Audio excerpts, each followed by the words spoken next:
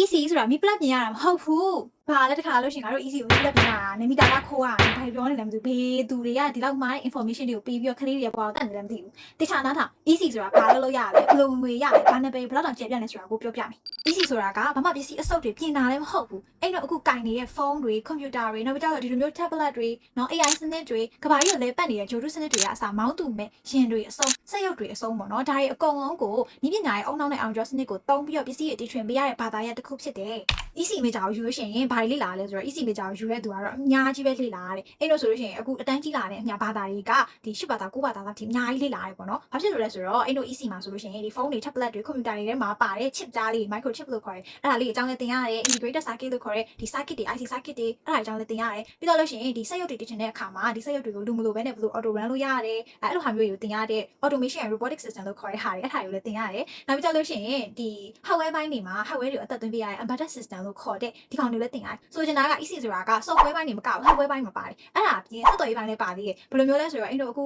ဒီကမ္ဘာပေါ်မှာနိုင်ငံနဲ့တနိုင်ငံနဲ့တနိုင်ငံချိတ်ဆက်တဲ့နေရာမှာအသုံးပြုတဲ့ 4G 5G 6G တွေအဲ့ဒါတွေအကြောင်းကိုလည်း easy မှာသင်ရတယ်ဆိုချင်တာ easy ကစက်တော်ရေးဘိုင်းလည်းပါတယ် hardware ဘိုင်းလည်းပါတယ် software ဘိုင်းလည်းပါတယ်လစာနဲ့အလုပ်ကင်ရအောင်ဆိုလို့ရှိရင်အလောက်ကင်နေနေဆိုလို့ရှိရင်လည်း easy engineer တောင်းနေနဲ့ဒီပြည်တွင်းမှာဆိုလို့ရှိရင်စက်တော်ရေး operator တွေစက်ရုံကြီးတွေမှာ automation system ဘိုင်းမှာအလုပ်လုပ်မယ်ဆိုလို့ရှိရင်လစာကတော်တော်လေးကိုကောင်းနိုင်တယ်လို့မျိုးပဲပြည်ပမှာဆိုလို့ရှိရင်လည်းဒီမိသားရွှေပဲပေါ့နော်ဘာဖြစ်လို့လဲဆိုတော့အနောက်နိုင်ငံတွေမှာဆိုရင် easy engineer တယောက်က hardware engineer ဘိုင်းမှာလည်းလုပ်လို့ရတယ်လို့မျိုးဒီ networking ဘိုင်းမှာလည်းအလုပ်လုပ်မယ်ဆိုလို့ရှိရင်ဒေါ်လာထောင်ချီပြီးတော့ရနိုင်တဲ့ဒီ topic major တုကနေနဲ့ရက်တည်နေရပေါ့နော်အဆောက်အဦတစ်ခုမှာ architect တွေ civil engineer တွေလို့ဒီလိုမျိုးပဲဒီအဆောက်အဦပြီးသွားတဲ့အခါမှာဒီအဆောက်အဦကိုခင်မီနည်းပညာနဲ့ run ဖို့ခင်မီနည်းပညာနဲ့ဒီအဆောက်အဦကိုလည်းပတ်ဖို့ဆိုလို့ရှိရင် electronic engineer တွေကလည်းလိုအပ်တယ်ကဲနောက်တစ်ခါ electronic engineer လို့ပြောလို့ရှိရင်မိပလက်မပြင်ခိုင်းနေရောနော်ဒီပညာနဲ့ပတ်သက်တာလေးသိချင်တယ်ဆိုလို့ရှိရင်ကတော့ဒီကောင်လေးကို follow လုပ်ခဲ့လို့ရပါတယ်ဒီနေ့ကတော့ bye bye have a nice day